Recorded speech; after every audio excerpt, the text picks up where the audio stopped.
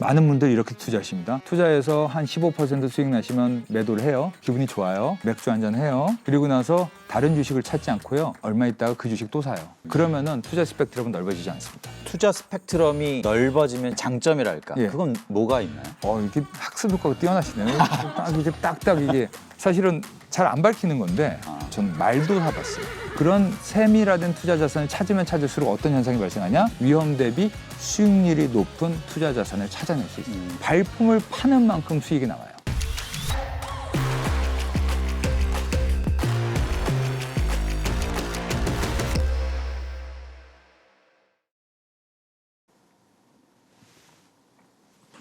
네, 안녕하세요. 세바시 나머지 45분 구범준 PD입니다.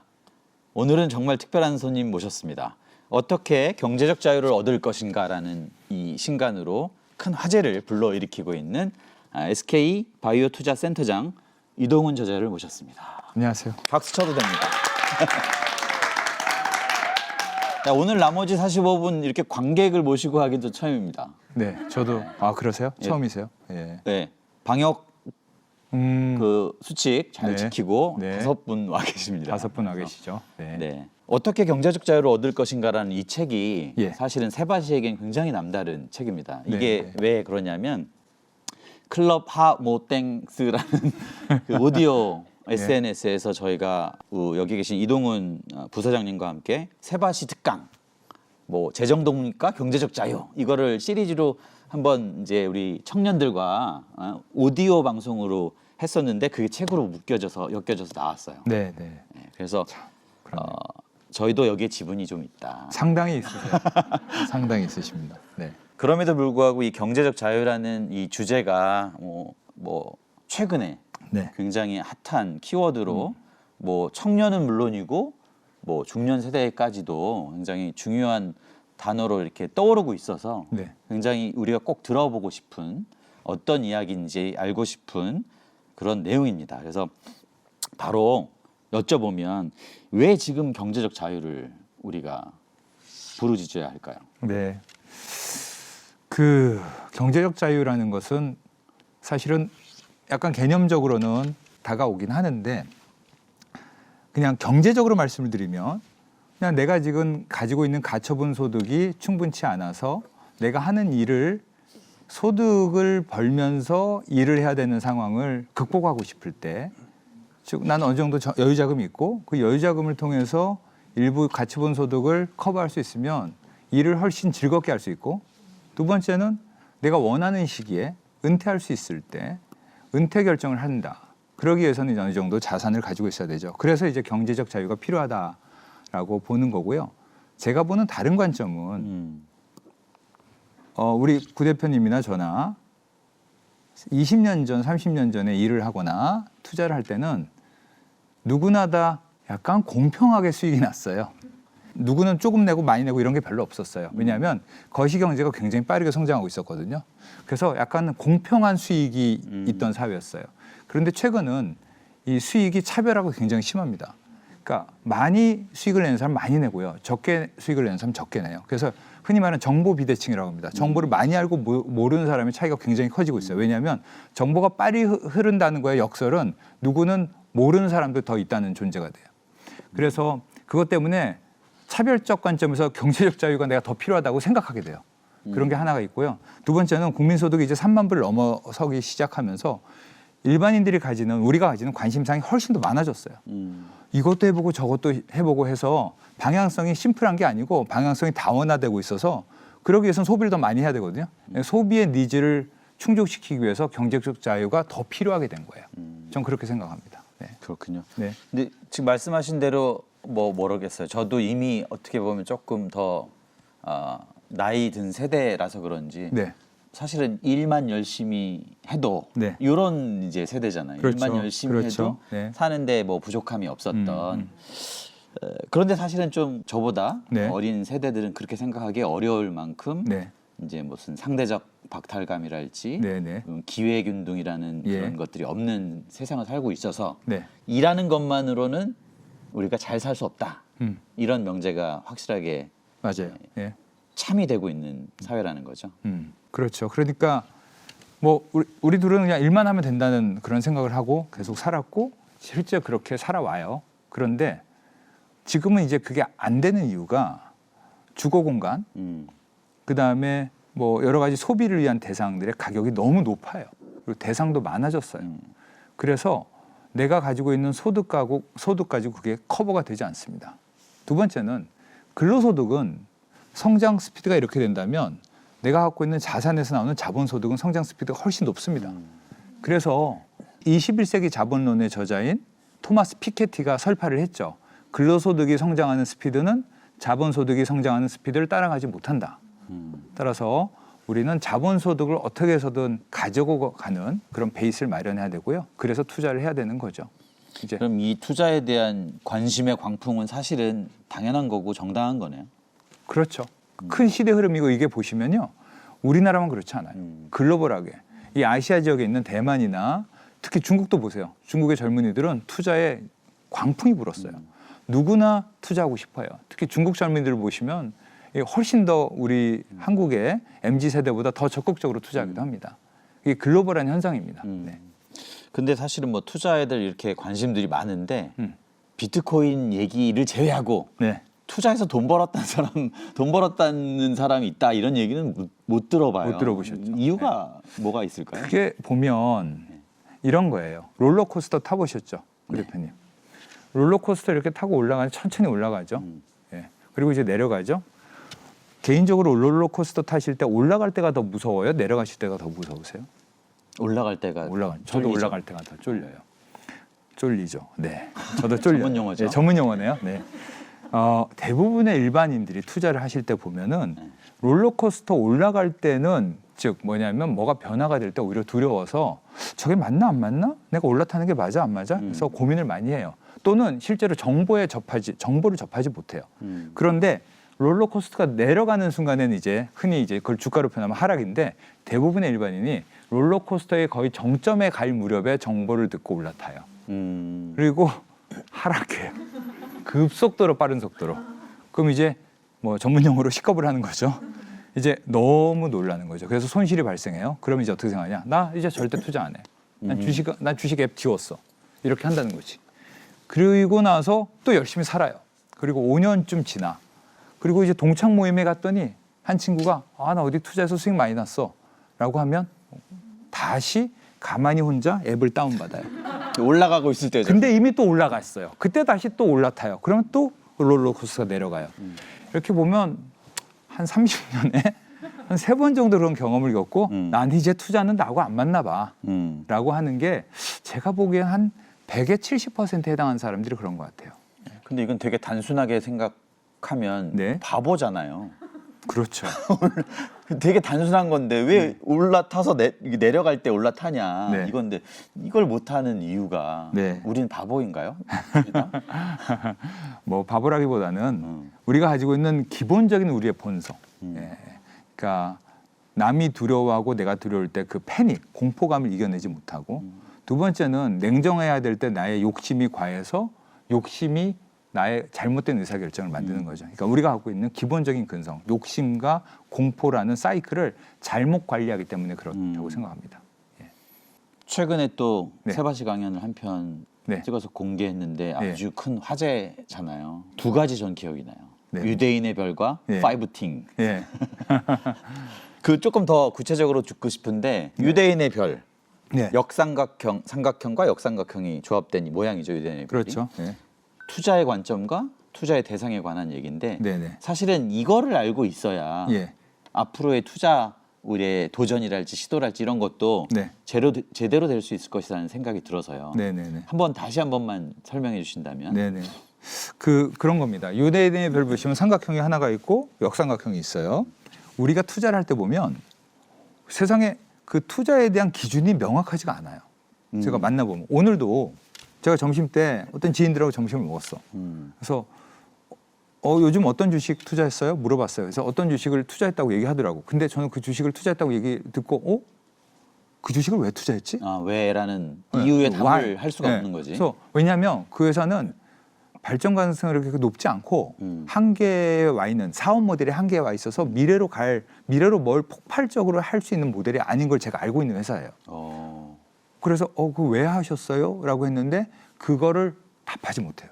왜? 그거 왜 글쎄요. 했대요? 그냥 뭐 이렇게 시장에 가서 광장시장 가서 콩나물 사다가 여기 떡볶이 맛있어 보이네 하고 사는 느낌 같은 좀 이런 편이 그렇지만 그래서 그걸 왜 했냐라고 얘기하면서 이제 물어봤는데 답변을 잘 못하시더라고요. 근데 더 재밌는 건 저희가 4명이 먹는데 나머지 2명이 저도 그거 있는데요. 그래서 예? 그래서 그 3명이 다 그 주식을 갖고 있더라고요. 그런데 그 주식은 미래에 대한 방향성을 제시하지 못하는 주식이에요. 그런데 내가 익숙해. 그 주식이 이름이. 그래서 그 주식을 산 것 같아요. 즉 이 사람들은 투자에 대한 관점이 없는 거죠. 그냥 익숙한 거니까. 익숙한 거죠. 그러니까 사실은 관점이 너무 다양한 거예요. 그러니까 뭐 유명하니까 또는 과거에 성장을 많이 했으니까 또 유명한 제품이 나오니까. 그런데 이런 거는 투자의 관점하고 상관없는 거거든요. 그것보다는 내가 생각하는 어떤 기준이 있어야 돼요. 미래 가치가 존재한다거나 혁신 기술이거나 그런 거에 대한 관점이 없어요. 그래서 관점을 모아가야 된다는 얘기를 하는 거고요. 그래서 진짜 투자를 잘하시는 보면 굉장히 심플하게 얘기하시잖아요. 뭐 어떤 강모 회장님, 어떤 분들 이렇게 유명하신 투자 기재들 보면 되게 심플하게 얘기하세요. 어떤 기준으로 투자하십니까? 라고 하면 그냥 한 센텐스로 거의 얘기하세요. 이걸 막 길게 설명 안 해요. 그게 이제 관점은 모아가. 그러니까 뭐 이것도 있고 네. 요것도 있는데 네. 요것도 있어. 네. 이러는 것보다는 네. 딱 하나의 관점으로 기준이죠. 예, 자기 기준 기준이 같은 있어요. 거를. 예. 그게 나이가 들어갈수록 이렇게 모여야죠. 모여야 된다고 그래서 삼각형 모양이 예, 맞습니다. 나이가 들수록 퍼지면 망하는 거예요. 더 많아지면은 망하는 거야. 진짜. 답이 없어요. 기준이 많아질수록 혼란해질 가능성이 그렇죠. 크니까. 맞습니다. 이동훈 부사장님은 뭐 미래, 예. 변화, 네. 사람이 나의 기준이다. 네. 이렇게. 이거는 뭐 어떤 이야기입니까?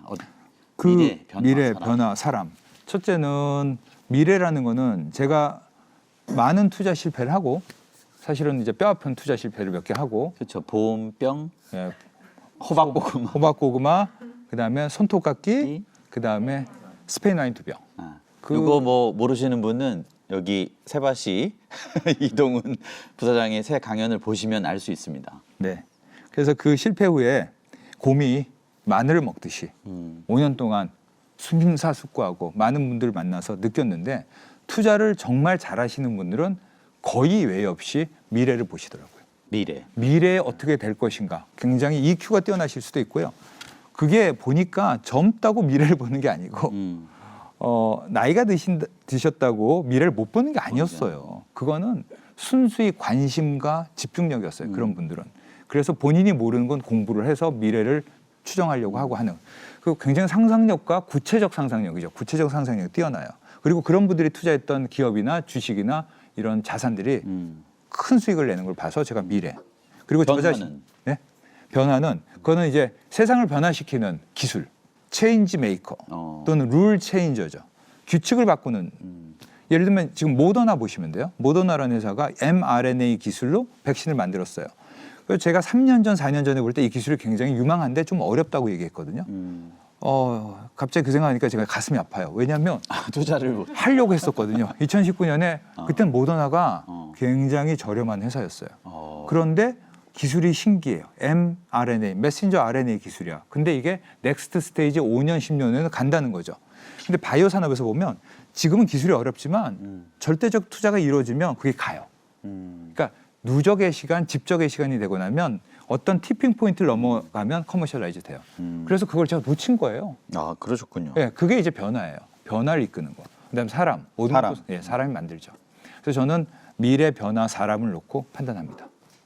요게 이제 저의 삼각형 꼭지점이 삼각형 있는 꼭지점이죠. 그 세 가지가 충족돼야 일단 판단하는 거죠. 그러니까 투자를 우리가 보는 그 관점 네. 이게 되게 중요한 거라고 생각하시는 그렇죠. 거. 그럼 역삼각형은 역삼각형은 그런데 지금 어디 모임에 가서 물어보면 요즘 어디 투자하십니까 하면 다 주식 얘기예요. 주식도 뭐 어떤 경우는 뭐 블루칩만 얘기하고 어떤 경우는 뭐 코스닥 주식. 요즘은 이제 서학개미 때문에 뭐 천슬라 뭐 이런 얘기 하시죠.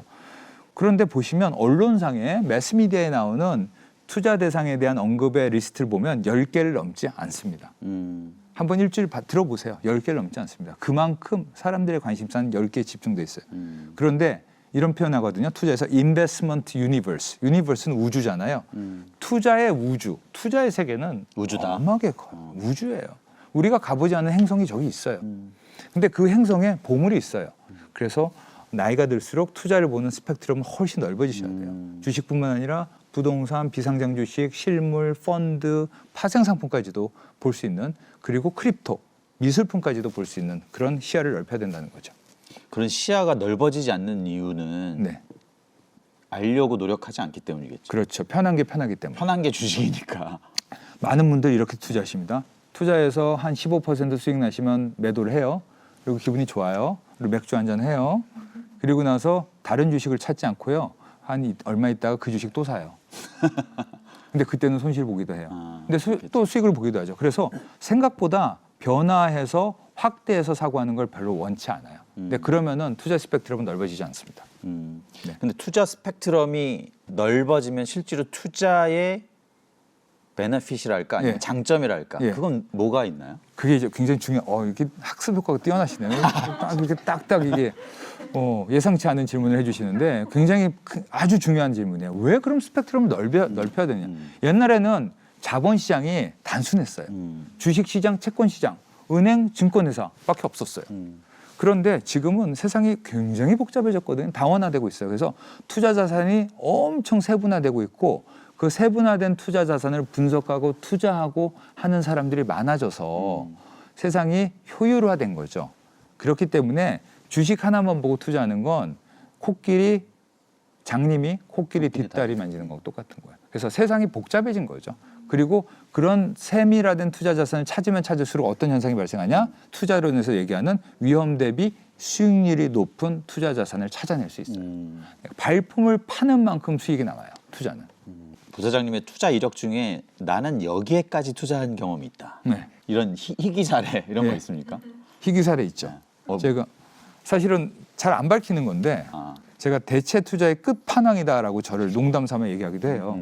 제가 세바시 강연에서도 밝히지 않는 건데 제가 말씀드리면 저는 말도 사봤어요. 그렇죠. 제가 알고 있는 저도 이걸 아는데. 예. 그러니까 지인한테만 얘기를 하죠. 저는 말 투자도 해봤어요. 말을 사서 훈련시켜서 경마에 내보내봤어요. 꽤 많이 우승했잖아요. 사실은 수익성이 굉장히 좋았죠. 거기서도 사람, 말을 훈련시키는 트레이너의 역량을 보고 저는 그 사람에게 투자한 거예요. 정확하게 보면 말을 산 게 아니라 그 트레이너를 말을 훈련시키는 조교사. 사람이 감독. 있군요. 예, 그 사람의 역량을 보고 투자한 거예요. 예, 그 사람이 이걸 사자고 하면 제가 투자를 한 거죠. 왜냐하면 그 사람하고 저는 자본시장에서 나오는 수익의 분배가 존재하니까. 그러니까 상금을 나눠 가져요. 그렇군요. 세상은 8대 2로 나눠집니다. 리드한 사람이 2가 있고 뭐 따라간 사람이 8이 있다는 듯이 자본시장도 8대 2의 룰이 있는 거 아세요? 그게 뭐냐면 수익이 나면 자금을 댄 사람이 80%를 가져가고요. 일한 사람은 2예요? 20%를 가져가요. 역시 자본주의 사회. 자본주의사. 이거는 지난 500년간 변하지 않는 룰입니다. 그 말 투자에서도 그렇습니다. 말을 산 사람이 80%, 말을 훈련시켜서 경주에 나가서 우승시킨 사람이 20% 수익을 낳습니다. 누군가는 그 경마장 가서 그 뭐 막권 그거 사가지고 막 붙들고 뭐 이겨라 하면서 또 잃고 네. 술 마시고 이러는데 네. 어떤 분은 말 사서 그 사람들 돈을 갖고 가는 분이 계셨군요. 예, 뭐 플랫폼 사업이라고 합니다. 네. 그 말 은퇴했죠? 네, 저는 첫 말을 성공해서 첫 말에서 상금으로 둘째 말을 샀고 둘째 말의 상금으로 셋째 말을 샀고 셋째 말의 상금으로 넷째 말을 샀고 촛불 하나 랩하는 거 비슷하네. 넷째 말의 상금으로 다섯째 말을 샀습니다. 그래서 5말을 샀고 다 은퇴시켰습니다. 그리고 그 4마리의 말은 사실은 신규 자본이 들어간 게 아닌 거. 첫 말에 대한 자본. 그러니까 대단하다. 수익성이 좋죠. 예. 투자의 스펙트럼을 넓혀야 됩니다, 여러분. 네. 말에까지.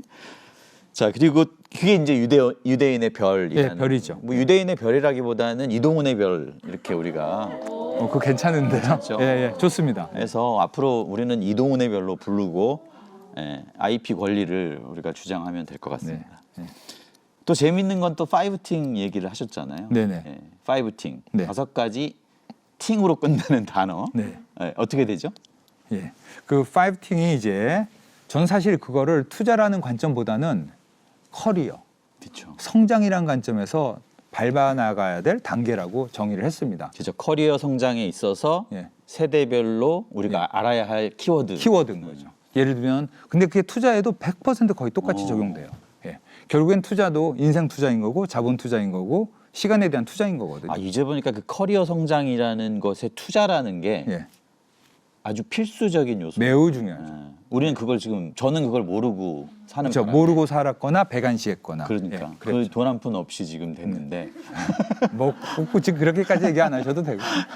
커리어를 생각할 때 투자라는 걸 우리가 이제 반드시 생각해야 된다면 네. 그 파이브팅이 어떤 것입니까? 그 파이브팅은 일단은 우리가 부모님이 낳아주셔서 이제 그냥 제도권에서 성장을 해요. 그건 이제 팅은 아니고 이제 내가 약관의 나이에 20세가 돼서 사회에 나갑니다. 그게 이제 전 스타팅이라고 봅니다. 스타팅. 같은 의미로 투자도 내가 첫 월급을 받으면 첫 소득이 생기면 투자를 합니다. 그게 스타팅인 20대, 거죠. 20대. 20대죠. 소액이겠죠. 그때는 진짜 아무것도 몰라요. 그냥 아까 제가 점심 때 물어봤던 사람처럼 그냥 그게 이름이 멋있어서 샀는데요. 이렇게 될 수 있는 거예요. 아, 진짜 그분들은 친구가 사니까. 20대였습니까? 그분은 30대이셨습니다. 아, 그렇군요. 예. 그래서 뭐 두 번째 단계로 가는 건데 그리고 나서 이제 해야 될 게 틸팅. 틸팅. 예, 스타팅 했으니까 틸팅은 우리가 스티어링 휠 이렇게 틸팅 하잖아요. 조정하는 거죠? 확 바꾸진 않아요. 차를 바꾸는 건 아니죠. 차는 그대로 가고 바로 조향 장치인 이 방향성을 바꿔 나가는 거죠. 조금씩 바꾸고 그게 틸팅입니다. 30대는 30대 때. 틸팅. 예. 소액 자본으로 계속 투자해서 실패도 해보고 성공도 해보고 성공한 이유는 이렇고 실패한 이유는 이렇구나. 특히 실패를 왜 했을까를 심각하게 곱씹어서 꼭 적어서 밤에 잘 때 천장에 붙여놓고 그리고 생각해야 돼요. 그게 이제 틸팅의 단계입니다. 틸팅을 많이 하는 게 보통 30대. 커리어도 그렇죠. 내가 커리어를 시작했는데 어느 정도 시간이 지나고 나면 내 커리어를 조금씩 뭐 직장을 바꿔볼 수도 있고 같은 업종 내에서 또는 업종을 조금씩 바꿔볼 수 있는 거 거의 비슷해요. 그리고 이제 세 번째가 바로 베팅입니다. 이때가 타임이에요. 나이로 치면 40대쯤 되는 거죠. 좀 성숙되고 돈도 좀 있어. 저축을 좀 해놓은 것도 있고 투자 수익도 좀 나기도 했어요. 이건 경마장 가라는 얘기는 아니잖아요. 네네. 경마장은 절대 안 됩니다. 네. 플랫폼은 사업을 하는 거지 베팅을 그렇게 해서는 안 됩니다. 그 위닝 게임이 있고 루징 게임이 있는데 갬블링 도박은 루징 게임입니다. 확률적으로 지는 게임이에요. 갬블링 아니고. 안 돼요. 자, 그래서 이제 베팅이라는 의미는 내가 이제 틸팅을 통해서 얻은 나의 투자 철학을 가지고 신념을 가지고 가는 거예요. 신념을 가지고 이 회사는 10년 후에 미래 기술을 상용화시킬 회사야라고 확신이 됐을 때 주식 투자를 할 수도 있는 거고요. 이 지역은 내가 다 돌아봤는데 앞으로 5년 후에 택지가 조성될 지역이고 이 지역은 여기에 상가가 형성될 수 있다고 판단해 토지 투자를 하는 거죠. 자, 중요한 거는 내 신념에 근거한 의사결정을 하는 겁니다. 나의 투자 철학에 근거한. 그러면 나중에 설사 좀 손실을 보더라도 후회함이 없습니다. 난 나를 믿고 한 것이고 다시 한번 신념을 재가동하면 되니까. 자, 베팅. 그래서 제가 농담삼아 하지만 노래방 가셔서 질러넷. 항상 질러넷을 사용하시는 거죠. 특정 상표 이름. 네, 얘기하면 안 되죠. 좀 써도 죄송합니다. 자, 그다음이 이제 피보팅입니다. 피보팅. 그때는 차량 바꾸는 거예요. 피보트라는 거는 이렇게 전환하다. 이렇게 바꾸는 거죠. 네. 내가 항상 앞만 보고 이렇게 달려갔거든요. 달려갔는데 어느 순간 이제는 나의 타임 호라이전이라고 하죠. 시간 계산이 달라져요. 내가 30대, 40대 때 생각하는 시간 계산은 30년, 40년이지만 50대가 되면 내가 생각하는 시간 계산은 20년, 10년으로 줄어들고요. 또 다른 차원의 삶을 살아야 될 수도 있어요. 그게 이제 네스팅으로 연결되지만 그래서 판이 바뀌어요. 내가 지금 살아가는 판하고 앞으로 살아가는 판이 달라진다는 걸 아셔야 돼요. 그러기 위해서 내 방향성을 피보팅 하셔야 돼요. 투자도 동일합니다. 내가 공격적인 투자를 많이 했다면 30대, 40대 때 주식도 투자하고 50대를 넘어가면 이젠 난 지키는 구도로 들어가야 될 수도 있어요. 많은 회수를 하고 그리고 그거를 지켜가는 구도로 가기 때문에 투자에 대한 포트폴리오 믹스도 바뀝니다. 그게 이제 피보팅입니다. 포트폴리오 믹스가 바뀐다는 건 정확히 어떤? 예를 들면 제가 30대라면 안전자산 한 30%, 위험한 자산이 한 70% 가요. 네. 좀 베팅하는 거죠. 내 신념을 가지고. 하지만 50대가 되면 안전자산으로 70%, 그다음에 위험한 자산은 30%. 그래서 비율이 바뀝니다. 그걸 이제 전문용어로 전략적 자산 배분을 바꾼다라고 합니다. 전략을 바꾸는 거예요. 전술은 이렇게 바꾸는 거예요. 틸팅이에요. 전술적 자산 배분을 틸팅, 전략적 자산 배분은 피보팅. 그렇게 해서 피보팅을 하는 게 이제 네 번째. 그 다음에 이제 60대가 되면 네스팅 하는 거죠. 네스팅. 예, 둥지를 틀고 내가 내 친한 사람들과 모여서 커뮤니티를 형성해 가면서 거기서 내가 이때까지 받은 게 많으면 받은 걸 돌려주는 그런 노력도 하고 예, 그런 게 이제 네스팅이라고 생각합니다. 저희 방송을 많이 듣는 분들이 아마 피보팅, 네스팅 이 분들도 많을 거예요. 아, 네네. 왜냐면 제가 그 세대라서 네, 네. 그렇죠. 관심이 많은데 네. 피보팅 한다는 데 있어서 구체적으로 부사장님은 어떤 그 경험을 하신 겁니까? 네, 그 저는 피보팅 하고 있고요. 지금 지금. 이제 피보팅을 하고 있는데 커리어 측면과 그다음 투자 측면에서 나누어서 설명을 드리면 커리어 측면에서는 저는 이제 뭐 사실 50대는 은퇴들을 생각해야 되잖아요.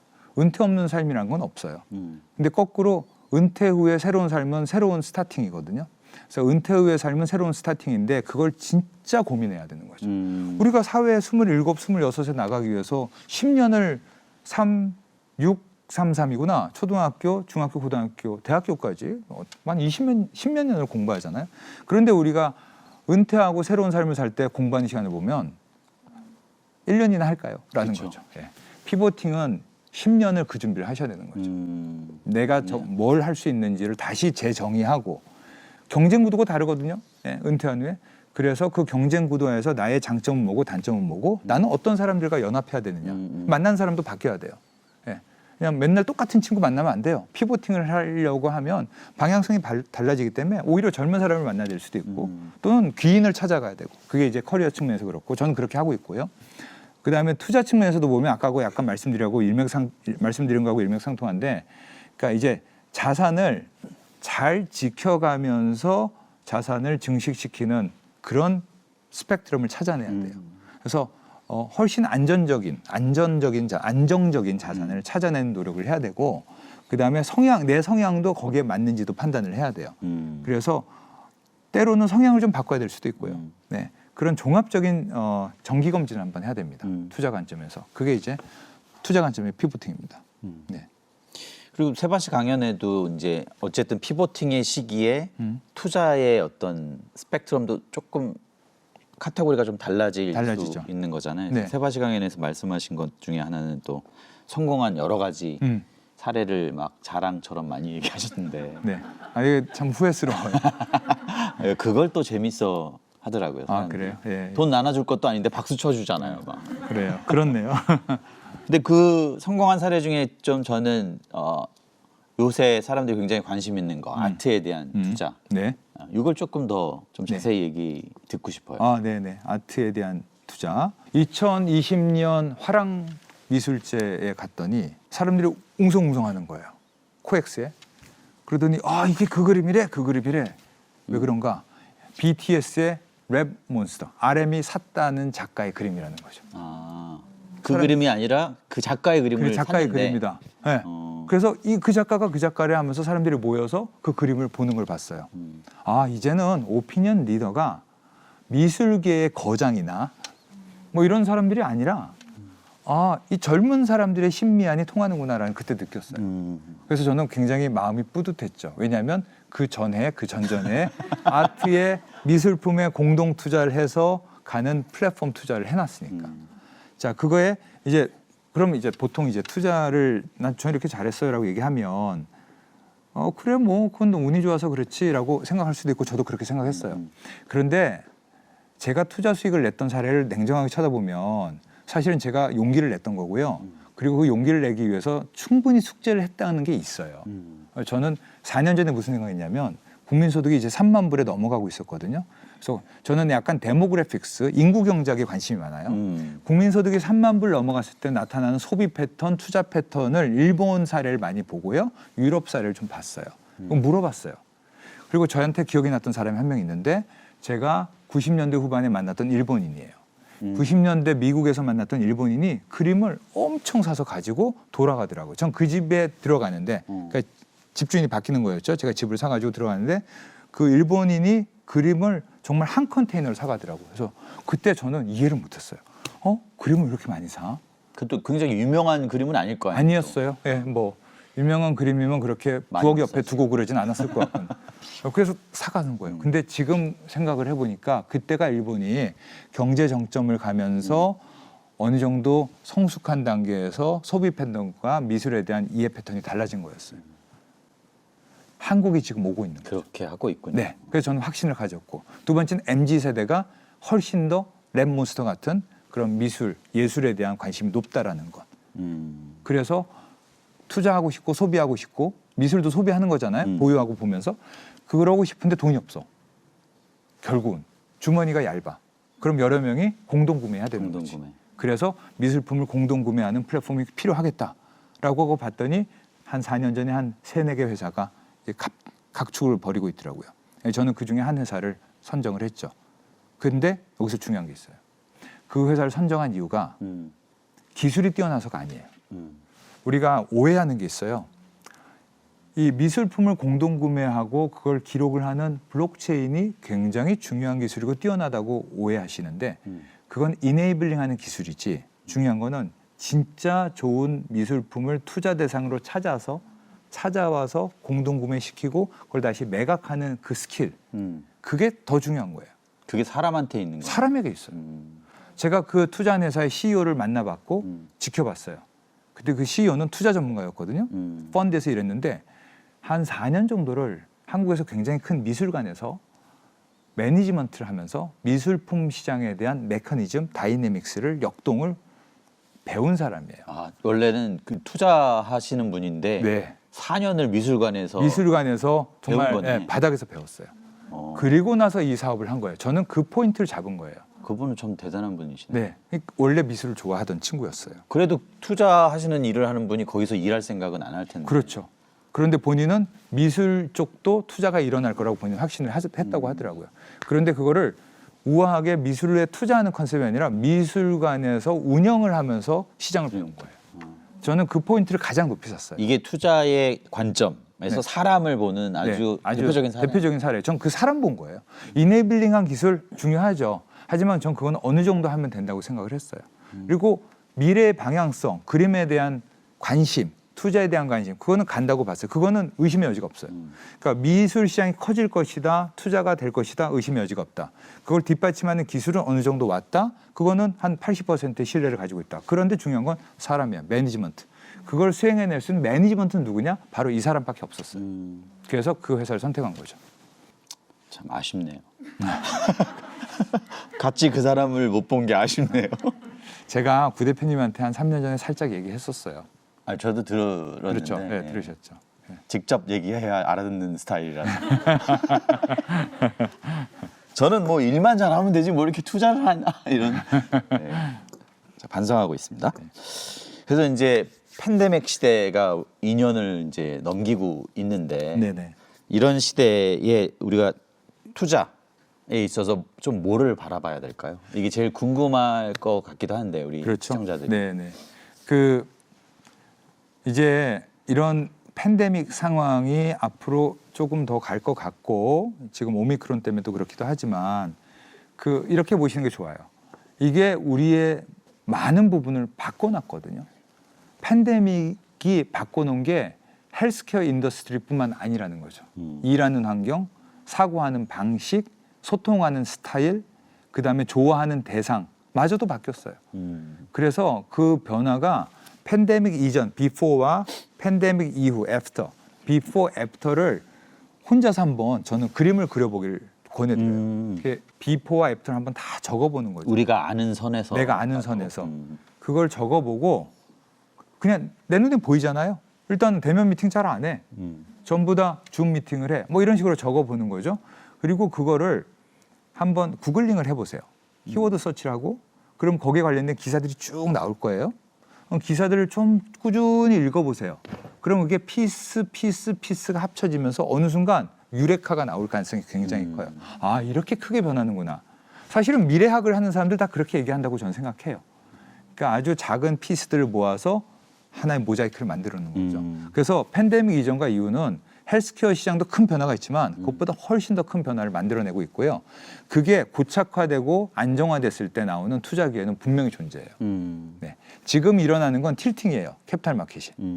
그러니까 뭐 살짝 변화하는 거예요. 근데 워낙에 시장에 돈이 많이 풀리고 인플레이션 압박이 있다 보니까 그 가격이 급속도로 뛰는 급상승 현상을 보여줬지만 실제로 진정한 의미의 위너가 나온 건 앞으로 2, 3년 후일 거예요. 그래서 시간은 충분해요. 아직 기회가 있다. 지금부터 시작하셔야 돼. 아직 롤러코스터 여기 좀 왔어요. 네, 여기 아니야. 그래서 트렌드를 볼 필요가 있어요. 엄청 좋아들 하시네. 너무 좋아하시는데. 그 전에 이 어떻게 경제적 자유를 얻을 것인가 봐야. 이 책에는 어떤 내용을 좀 담았습니까? 저자로서. 뭐 이걸 광고라고 생각하지 마시고. 네네. 사실은 뭐 제가 이런 약간 투자서, 약간 자기개발 성격이 있는 이런 책을 쓰리라고는 정말 지난 50년간 한 번도 생각해 본 적이 없어요. 저는 뭐 우리 구 대표님한테도 말씀드렸지만 한 번 딱 쓰는데 한 100년을 읽히는 뭐 예를 들면은 뭐 단테 신곡 같은 걸 한번 써보고 싶었어요. 욕심은 정말로. 100년 이상을 읽히는 고전이 되는 인간의 심장을 팍 뚫고 지나가는 나의 패부를 후벼 파는 그런 인사이트를 던져주는 그런 책을 한번 써보고 싶었어요. 근데 그 비전은 여전히 가지고 있고요. 그런데 이제 클럽하우스에서 우리 젊은 분들을 보고 대화하면서 느꼈는데 첫 번째는 생각보다 투자에 대한 개념이 안 잡혀 있다. 그렇죠. 엉망이죠. 생각보다 놀랐어요. 아까 뭐 그 점심 때 얘기도 그렇지만 그리고 의욕은 넘치는데 방법을 잘 모른다. 그리고 두 번째는 방법을 아는데 디시플린에 대해서 누가 얘기해 주지 않는다. 결국에는 훈련인데. 어떻게 우리가 예. 그 방법을 공부하고 예. 훈련할 것인가에 얘기해 주지 않는다. 그리고 또 세 번째는 제가 본 포인트인데 투자와 생활을 분리해서 사고하더라고요. 투자와 생활을 분리해서. 내가 일하는 업이 있고 직장이 있고 내 생활이 있는데 투자는 또 하나의 방이라고 생각해. 저는 이게 굉장히 심각한 생각의 괴리라고 생각해요. 투자는 내 생활 속에 있어요. 예전에 그 젊은 이동훈이 예. 회계사 재무 전문가로 일을 하는데 숫자만 보고 상장 폐지된 주식을 사는 거하고 똑같은. 그걸 그렇죠. 다른 방이라고 생각해요. 그래서 내가 이 방에서 놀다가 잠깐 금요일 날 저녁 때 저 방 간다고 생각하는 거죠. 연결이 안 돼 있어. 이게 저는 실패의 원인이라고 또 생각했어요. 그래서 생활 속에서 투자를 배워야 되거든요. 내가 만나는 사람을 통해서 투자를 찾아낼 수 있는데 내가 만나는 사람은 오늘은 음악 얘기를 한 사람이고 미술 얘기를 하는 사람이야. 근데 여기 투자에 관심이 없어. 하지만 조금만 관심을 기울이고 투자 앵글에서 보면 미술품 투자가 보이는데 그 얘기는 안 하는 거지. 그리고 혼자서 갑자기 일요일 저녁에 미술품 투자 공부를 하는 거지. 연결이 안 돼 있어. 그래서 제가 이 책에서 담고 싶었던 건 생활 속의 루틴을 지켜나가고 그 안에 네트워크 매핑을 하고 사람을 통해서 배워가는 과정 속에서 투자에 대한 훈련을 하기를 바란다라는 컨셉으로 프레임워크를 잡았고요. 그게 한 절반 정도 됩니다. 그래서 나의 기질을 이해하고 내 주변의 환경을 이해하고 환경을 나한테 유리하게 만들어가는 네트워킹이라는 노력에 대한 로드맵을 얘기하고 약간 훈련서죠. 전투에 나가기 전에. 그다음에 이제 전투에 나가서 전쟁을 할 때 필요한 내가 무슨 칼이 필요하냐? 바로 주식, 부동산, 대체 투자. 그게 가장 세 가지 중요한 부분이라서 좀 정리를 했어요. 약간은 좀 생활 속에 들어가 있는 느낌입니다. 제가 얘기하고 좀 그렇네. 잘 얘기하셨어요. 삶과 일과 투자가 네. 하나의 문양 안에서 원팟 안에 들어가 있어야 됩니다. 이루어져야 되는데 네. 우리는 가끔이 아니라 늘 투자는 다른 분리하고 방에 생각해요. 이게 굉장한 중요한 포인트네요. 그렇게 세 가지가 하나가 될 때 바로 여기에. 그래서 우리가 사실은 이 책이 이 이야기가 나오기까지는 이제 지금 우리 뭐 클럽하우스로도 오디오로 생중계가 되고 있는데 이 클럽하우스에서 만난 청년들이 굉장히 중요한 역할을 했다고 저는 생각이 돼요. 네. 중요한 계기가 됐다고. 네. 그래서 클하 대학교라는 걸 만드셨잖아요. 네. 그 얘기도 재밌는데 한번 이야기해 주세요. 이 책이 나오게 된 컨트리뷰션 공헌도로 보면 우리 구범준 대표님이 33%. 네. 지분이? 네, 지분이. 저에게 진짜 권하셨고 그리고 정말 이렇게 훌륭한 출판사를 소개해 주셨고 그래서 굉장히 감사하게 생각합니다. 지금 약간 후회되는 게 여기 책에 이렇게 누구에게 스페셜 땡스 이런 게 들어갔어야 되는데 다음번에 두 번째 할 때 꼭 적겠습니다. 저는 그런 거 이제 관심 없고요. 책의 인쇄를 33%를 33%를. 세바시에 기부해 주시면 네, 알겠습니다. 심각하게 고민하겠습니다. 네, 어차피 이 책의 수익금은 전액 기부할 겁니다. 맞아요. 네. 네. 그래서 그렇게 구 대표님의 도움을 받았고 그리고 또 33.3%는 우리 크라대학교 멤버분들이었어요. 제가 이분들하고 교류하면서 사실은 이제 클럽하우스를 우리가 시작했잖아요. 대화를 하는 과정 속에서 처음에는 한 3개월 하고 여름에 정리할까 이렇게 생각했습니다. 그런데 이 뭐랄까 충성도라고 표현할 수도 있고 진실성이라고도 생각할 수도 있고 광기. 광기. 이건 뭐지? 라는 느낌의 광기. 그렇죠. 약간 그 덕질이라고 그러죠 요새. 네, 덕질. 약간 클럽하우스의 IS를 보는 느낌? 네, 이슬라믹 스테이트. 네. 그래서 이건 뭔가?라는. 그럼 내가 무슨 알 자카리 같은 사람이 돼야 돼? 이런 느낌이 드는 거죠. 그래서 이분들의 니즈가 훨씬 더 강하다는 걸 느꼈어요. 그래서 계절 악기를 하게 됐고요. 사실은 계절 악기는 제가 기획한 게 아니라 정말로 필요하다고 저한테 얘기해 주신 계절 악기라는 게 뭡니까? 이게 약간 크라 대학교니까 나름 학제 같은 느낌이 있죠. 이름은 그냥 크라대학교라고 예, 졌는데 예, 지었는데 그 모임의 어떤 그런 것도 대학교처럼. 예, 그래서 이번에 6월이 끝나고 이제 7월 8월이 혹서기가 들어갔는데 저도 좀 쉬고 싶고 일단은 수요일 일을 했거든요. 너무 힘들어요. 그 한다는 게 이분들 모아서 같이 클럽하우스에서 공부하고 저녁 9시에서 토론하고 토론하고 하는 세션을 수요일, 일요일 일주일에 2번 하니까 너무 힘들어요. 힘들죠. 그래서 이제 뭔가 국면 전환이 필요한데 그때 나온 단어가 계절학기. 계절학기는 대강하잖아요. 그래가지고 이제 수요일 한 번만 하기로 한 거죠. 일요일을 이제 휴강을 하고. 그리고 8번을 하는데 뭐가 필요하냐라고 했더니 많은 분들이 DM을 보내서 나는 투자에 대해서 스텝 바이 스텝 로드맵을 좀 배우고 싶고 실제 디테일하게 배우고 싶다고 말씀하신 분들이 굉장히 많았어요. 그래서 그러면은 경제적 자유를 얻기 위해서 투자에 대한 기초부터 들어가자 해서 강의를 하게 된 거죠. 그리고 결국엔 이게 책으로 온 거예요. 근데 그분들이 이렇게 뭐 수업료를 내는 건 아니잖아요. 제가 수업료를 받지도 않고 수업료를 내시지도 않죠. 네. 그러니까 이게 뭐 무료인데 막 네. 그 심플한 말로 네. 이렇게 젊은 분들한테 하시는 이유가 있나요? 아, 돈 버는 일도 아닌데. 네, 그게 이제 그런 거죠. 어떻게 보면 이 크라대학교 멤버분은 60년생부터 99년생까지 계세요. 40년에 1960년에 태어나신 분도 있고. 예, 손녀가 있으신 분이 계세요. 예, 60년생도 계시고 99년생도 있으세요. 이렇게 많은 스펙트럼 그러니까 연령대의 다양한 분들이 계신데 제가 여기서 느낀 게 뭐냐면 성장 욕구라는 것은 젊다고 많고 연로하다고 적은 게 아니에요. 성장 욕구는 인간의 본성이고 그건 나이와 전혀 상관없었어요. 그렇죠. 그래서 이분들의 성장 욕구가 저한테 굉장히 강하게 저희 폐부에 들어왔고 두 번째 그러면서 제가 20년 전, 30년 전에 되게 데스퍼리트 할 때 뭔가 힘들고 성장하고 싶을 때 미국에서 대학원을 졸업하고 취업을 하고 싶고 취업을 하고 나서 새로운 길을 가고 싶고 그다음에 뉴욕의 생활이 너무 힘들고 경제적으로 되게 공공할 때 그때 저에게 마음을 열어주고 저한테 정신적으로 여러 가지 형태로 서포트해줬던 멘토들이 많았어요. 저는 정말 감사한 게 저에게 멘토가 많아요. 그래서 나중에 두 번째 책은 나의 멘토, 나의 멘티예요.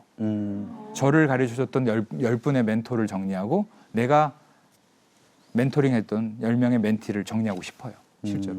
그래서 그 멘토들이 생각이 난 거죠. 그래서 내가 이분들을 위해서 부족하지만 최선의 멘토 역할을 해야 되겠다라고 해서 그게 저의 에너지가 된 것 같아요. 네. 페이 포워드 하시는 거군요. 네, 그렇습니다.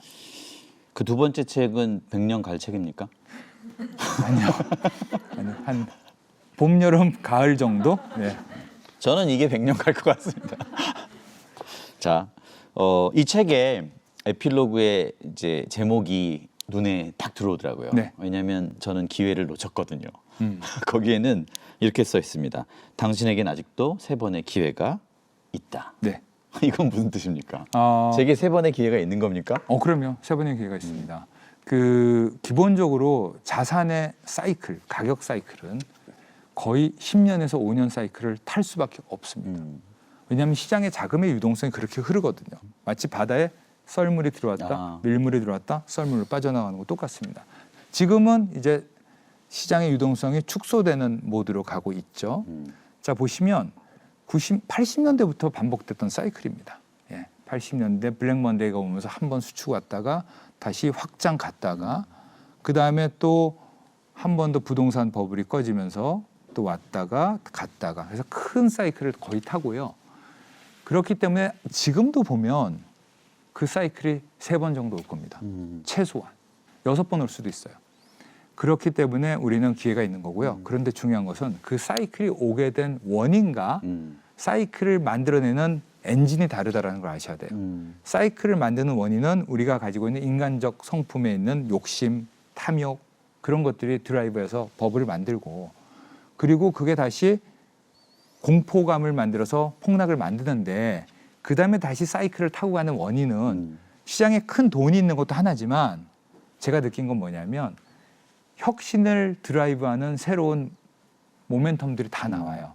우리가 10년 전에 스마트폰이 이렇게 될지 몰랐죠. 그리고 SNS가 이렇게 될지 몰랐죠. 20년 전에 인터넷이 이렇게 될지 몰랐죠. 같은 의미로 지금 시점에 10년 후에 뭐가 이렇게 될지 몰라요. 근데 그걸 찾아내는 순간 나는 3번의 기회를 잡습니다. 그러니까 금융 사이클이 그냥 와요. 근데 문제는 금융 사이클이 온다고 양양 앞바다에서 서핑을 할 것이냐 남해 앞바다에서 서핑할 것이냐를 그냥 무턱대고 갈 건 아닌 거예요. 올해는 남해고 내년은 양양인 거지. 그럼 금융 사이클의 큰 파도를 타려면은 그걸 드라이브하는 기술과 그다음에 혁신과 사람과 이 부분을 캐치하는 노력을 하시면 그럼 그 사이클 탈 수 있어요. 최소 3번 옵니다. 그렇죠. 우리의 박수 치셔도 됩니다. 제가 말했잖아요. 쿠크라대학교 분들의 광기. 예. 유튜브에서 이 영상을 보는 분들 앞으로 좀 삶의 교양으로서의 투자, 금융 이런 것들을 좀 공부해 봐야겠다. 네. 이런 저희 포부 혹은 계획에 함께 동참 많이 해주시면 고맙겠습니다. 오늘 긴 시간 네. 좋은 얘기 어떻게 경제적 자유를 얻을 것인가의 저자 SK바이오 투자센터장 이동훈 저자의 이야기였습니다. 감사합니다. 감사합니다. 저는 세바시 구범준 PD였습니다. 세바시랜드. 세바시랜드가 세바시랜드에서 세바시랜드를 세바시랜드가 낫지. 세바시랜드에서 요즘에 클래스 플랫폼은 너무 많잖아요. 거의 춘추 전국 시대라고 생각하는데 대부분의 플랫폼을 왓과 하우를 참 잘 알려주는 것 같아요. 그래서 또 다른 왓과 하우를 알려주는 게 세바시랜드였으면 같이 안 했을 것 같은데 Y를 알려준다고 생각했고 세바시랜드는 티처가 있고 러너가 있고 서로 커뮤니티를 만들어서 쌍방향으로 의사소통을 하고 거기를 통해서 추가적인 배움의 기회도 만들 수 있고 흥미롭기도 하고요. 기존의 세바시와 관련된 어떤 신뢰도 있고 저는 실제로 그 유튜브를 시작할 때 세바시에 나오는 사람들이 너무 멋있어서 나도 저렇게 사람들에게 자신의 이야기로 동기부여를 하는 사람이 됐으면 좋겠다 라는 생각으로 그렇게 유튜버 크리에이터로서의 꿈을 키워왔거든요. 세바시에서 처음 연락이 왔을 때 아 이건 무조건 해야 된다. 나도 드디어 세바시와 협업을 할 수 있는 크리에이터가 되었구나 라는 생각을 하게 되었고 세바시랜드가 어찌 보면 가장 이상적인 바람직한 장이라고 생각합니다. 어떤 특정인들의 무대 그런 전유물이 절대 저는 아니라고 생각합니다. 누구나 들어와서 자기 생각을 펼치고 주장하고 또 자기가 아는 걸 알려주고 그런 장이라고 생각하고요. 그 장을 이 세바시랜드가 연다. 아 그거는 생각만 해도 가슴 벅차는 일이에요.